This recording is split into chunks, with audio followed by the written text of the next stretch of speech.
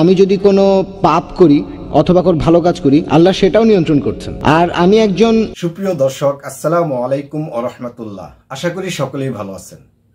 আমরা মুসলিম, তাই আমরা বিশ্বাস করি এই পৃথিবী মহান আল্লাহ পাক রব্বুল আলামিন সৃষ্টি করেছেন এবং এই পৃথিবীর মাঝে অনেক ধরনের অন্যায় কাজ হয়।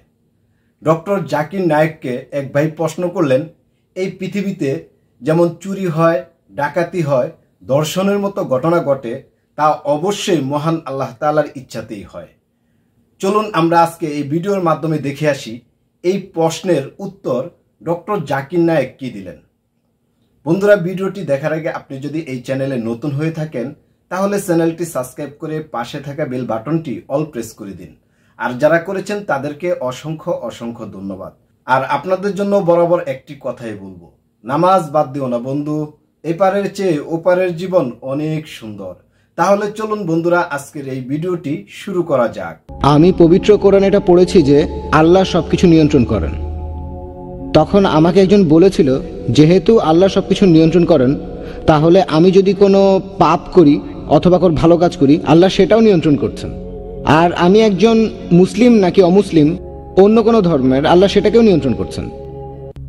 আমি যুক্তিটাতে ঠিক পুরোপুরি সন্তুষ্ট না, তবে এ সম্পর্কে আপনার মন্তব্যটা চাই। ভাই প্রশ্ন করলেন যে আপনার এক বন্ধু প্রশ্ন করেছেন যে কোরআন বলছে ওয়াল্লাহু আলা কুল্লি শাইইন কাদির, এর অর্থ আল্লাহ সবকিছুর উপর প্রভুত্ব করেন, সবকিছুর উপরে প্রভুত্ব করেন। এখন কেউ যদি ভুল করে বলে তিনি সবকিছু নিয়ন্ত্রণ করেন, সে যদি মুসলিম হয়, এখানে আল্লাহ সবকিছুর উপরে প্রভুত্ব করেন, প্রশ্নটা কি আপনার? নিয়ন্ত্রণ মানে কথাটা ঠিক বুঝতে পারছি না। তবে মুসলিম হয়ে থাকলে বলি আল্লাহ প্রভুত্ব করেন, হ্যাঁ কথাটা ঠিক। কেউ ভুল করে ভাববে তার ক্ষমা করার ক্ষমতা আছে, হ্যাঁ সেটাও আছে। কোনো অমুসলিম হয়তো ভাববে সবকিছুর উপরে আল্লাহর ক্ষমতা আছে, হ্যাঁ আছে। আল্লাহর ক্ষমা করার ক্ষমতা আছে কিনা জানতে চাচ্ছেন? মানে আমি বলতে চাচ্ছি আল্লাহ তাআলাই তো আমাদের ভাগ্য লিখেছেন।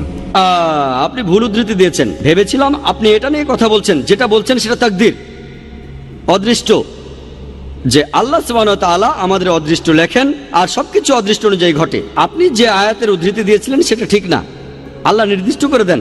আর বেশিরভাগ ধর্মই হোক, সেটা হিন্দুইজম, ইসলাম, আমরা মানি অদৃষ্ট বলে একটা জিনিস আছে, সবকিছু অদৃষ্ট মেনেই হয়।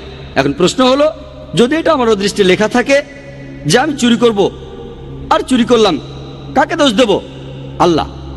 আল্লাহ অদৃষ্টে লিখেছেন আমি চুরি করব, সেজন্য চুরি করেছি, কাকে দোষ দেব? আল্লাহকে। নিজেকে দোষ দেব কেন?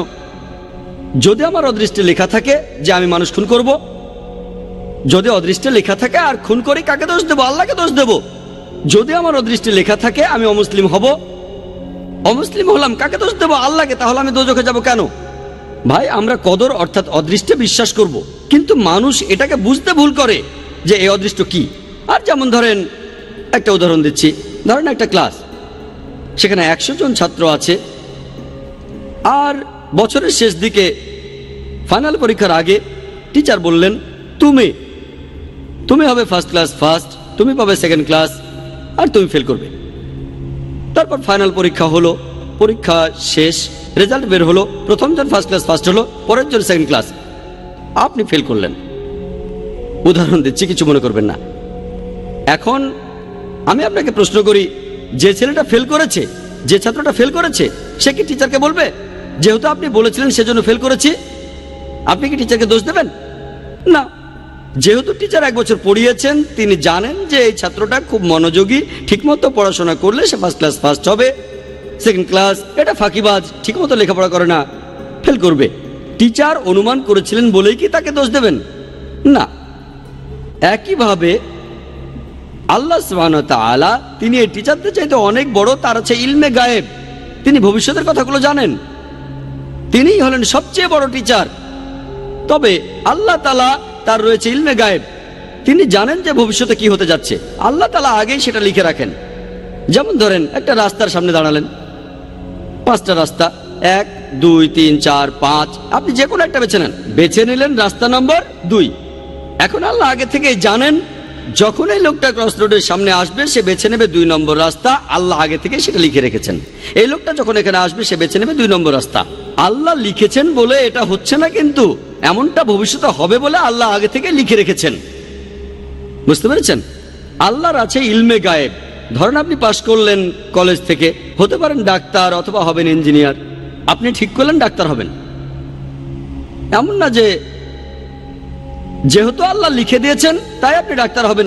আল্লাহ জানেন কলেজ থেকে পাশ করার পর আপনি ডাক্তার বা ইঞ্জিনিয়ার হতে পারেন। আপনি সব সাবজেক্টে ভালো নম্বর পেয়েছেন, পিসিবিএম, ফিজিক্স, কেমিস্ট্রি, বায়োলজি আর ম্যাথ, ভালো নম্বর। আপনি ঠিক করলেন ডাক্তার হবেন। আল্লাহ জানেন আপনার চয়েস দুটো, আপনি ডাক্তার হবেন, তাই আল্লাহ লিখে রেখেছেন আপনি ডাক্তার হবেন। তারপর যখন আপনি উপার্জন করবেন, আপনি 1000 টাকা কামাতে পারেন সৎভাবে, অথবা আপনি টাকা চুরি করতে পারেন। আপনি তখন চুরি করলেন। আল্লাহ জানেন যখন এই লোক বড় হবে তখন সে টাকা কামাতে পারে সৎভাবে বা চুরি করে, সে তখন চুরি করবে। আপনি যে চুরি করবেন সেটা আল্লাহ জানেন। আপনার বয়স যখন 25 বছর হবে তখন আপনি চুরি করবেন, আল্লাহ আগে থেকে জানেন তাই লিখে রেখেছেন। আল্লাহ লিখেছেন বলে আপনি চুরি করছেন এমন না, যেহেতু আপনি চুরি করবেন তাই আল্লাহ লিখে রেখেছেন। বুঝতে পেরেছেন?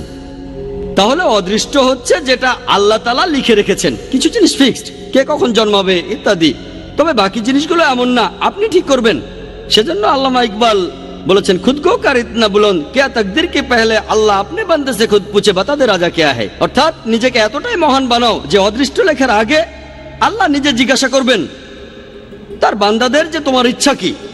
এটা একটা শায়েরি।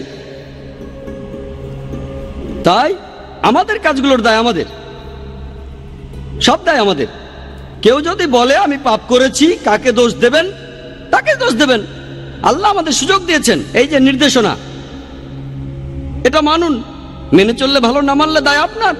একইভাবে কোনো অমুসলিম, সে যে মুসলিম না, দোষটা কার? আমাদের নবীজি মুহাম্মদ সাল্লাল্লাহু আলাইহি ওয়াসাল্লাম বলেছেন, প্রত্যেক শিশুই দ্বীনুল ফিতর নিয়ে জন্মায়। সবাই জন্মায় মুসলিম হয়ে। মুসলিম মানে যে আল্লাহর কাছে নিজের ইচ্ছাকে সমর্পণ করে। প্রত্যেক শিশুর জন্মের পর তার হার্টবিট আল্লাহর কথা বলে, তার শ্বাস প্রশ্বাস আল্লাহর কথা বলে, তার চিন্তা ভাবনাও আল্লাহর কথা বলে। পরবর্তীতে যেটা হয় তাকে প্রভাবিত করে তার গুরুজনেরা, তার বাবা মা। তখন সে মূর্তি পূজা শুরু করে, সে আগুনের পূজা শুরু করে, তারপর সে অমুসলিম হয়ে যায়। তাই যখন কোনো অমুসলিম ইসলাম গ্রহণ করে, সঠিক শব্দটা কনভার্ট না, এটা হচ্ছে রিভার্ট। প্রত্যেক মানুষ জন্মায় মুসলিম হয়ে, ভুল পথে যাওয়ার পরে সে ফিরে আসে, তাই সঠিক শব্দটা হলো রিভার্ট। তাহলে আপনারা অমুসলিম বন্ধুকে বলেন, এই যে এই নাও কোরআন, এটা মানো, তোমার সামনে তো মুসলিম হওয়ার সুযোগ আছে। তাকে বোঝান, কোরআন পড়েন, মেনে চলেন। যদি বুঝতে অসুবিধা হয় আমাকে জিজ্ঞেস করেন, আমাকে জিজ্ঞেস করতে না পারলে IRF এ এসে জিজ্ঞেস করেন, তারা সাহায্য করবে। এই কোরআনটা নেন। আপনি এমন কথা কোনো অমুসলিমকে বলতে পারবেন না যে মুসলিম হতে পারবে না। ঠিক, সে তখন আপনাকে বলতে পারে আপনি বাইবেল পড়েন আর বেদ পড়েন, আপনি খ্রিস্টান বা হিন্দু হয়ে যাবেন। আমার ভিডিও ক্যাসেট দেখে তর্ক করতে পারেন। দুই দিকে, এটা two way traffic, one way না। আমরাও তাদের একই কথা বলবো, এই যে বাইবেল এটা পড়ে না, তারপর দেখেন আমি আপনাদের চাইতে বেশি খ্রিস্টান। ঠিক না ভুল? তাহলে two way traffic, one way না। এখানে সবার জন্য সমান সুযোগ। ওয়ান ওয়ে ট্রাফিক ঠিক না। আমরা সবাইকে সমান সুযোগ দেব। আল্লাহ আমাদের ব্রেন দিয়েছেন, আমাদের বুদ্ধি দিয়েছেন। আমরা মানুষরা যে অনেক উন্নত, কারণটা এই না যে আমরা অনেক হ্যান্ডসাম। আমাদের ব্রেনটা ব্যবহার করতে হবে সত্যের পথে আসার জন্য। আপনারা অমুসলিম বন্ধুকে বলেন, হ্যাঁ আল্লাহ আমাদের সবাইকেই সুযোগ দিয়েছেন, আমরা বেছে নিতে পারবো।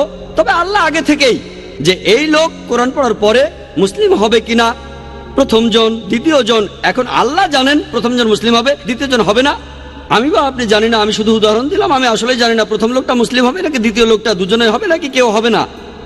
আমি শুধু উদাহরণ দিলাম, যদি মুসলিম হয় সেটা তার তকদিরে হবে। সে কোরআন পেয়েছে, তারপর পড়েছে, হয় সেটা মেনেছে নয়তো মানেনি।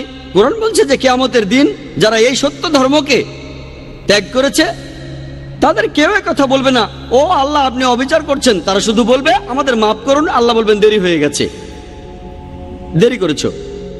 আল্লাহ তাআলা বলেছেন যেসব লোকজনকে দোজখে পাঠানো হবে তারা কেউ বলবে না যে আল্লাহ তাআলা অবিচার করছেন। সবকিছু একেবারে তাদের সামনেই থাকবে। এখন আমরা ভিডিওতে আগের জিনিস দেখতে পারি, আল্লাহ কিভাবে করবেন সেটা জানি না। আল্লাহ বলেছেন তোমাদের শরীর তোমাদের বিরুদ্ধে সাক্ষ্য দেবে, তোমাদের চোখ তোমাদের বিরুদ্ধে সাক্ষ্য দেবে। তাই সেখানে অন্য কারো প্রয়োজন নেই। আপনি নিজেই বুঝতে পারবেন আপনার ভুলগুলো কি কি ছিল। যখন আল্লাহর কাছে বলবেন আমাকে মাফ করেন, আল্লাহ বলবেন দেরি হয়ে গেছে। সুযোগটা পাচ্ছেন এই পৃথিবীতে, এত ভুল করার পরও আল্লাহ আপনাকে সুযোগ দিচ্ছেন। ভুল করছেন, আবার সুযোগ দিচ্ছে আল্লাহ। এই জীবনের পরে পরকালে হিসাব কিতাব, শেষ বিচারের দিন। আপনার কাজের উপর নির্ভর করে আপনার বিচার করা হবে। কাজের উপর নির্ভর করে আপনি যাবেন বেহেশত বা দোজখে। প্রিয় বন্ধুরা, আপনারা শুরু থেকে শেষ পর্যন্ত ডক্টর জাকির নায়েকের অ্যান্সারটি দেখেছেন। ডক্টর জাকির নায়েক অনেক সুন্দর করে মহান আল্লাহ পাক রব্বুল আলামিনের এই কথাগুলি মানুষকে বোঝানোর চেষ্টা করেছেন। এই ভিডিও সম্পর্কে আপনাদের কোনো মতামত থাকলে অবশ্যই কমেন্ট বক্সে দিবেন। দেখা হবে নতুন কোনো এপিসোডে। সে পর্যন্ত ভালো থাকবেন, সুস্থ থাকবেন। আজকের মতো বিদায় নিচ্ছি। আসসালামু আলাইকুম ওয়া রাহমাতুল্লাহি ওয়া বারাকাতুহু।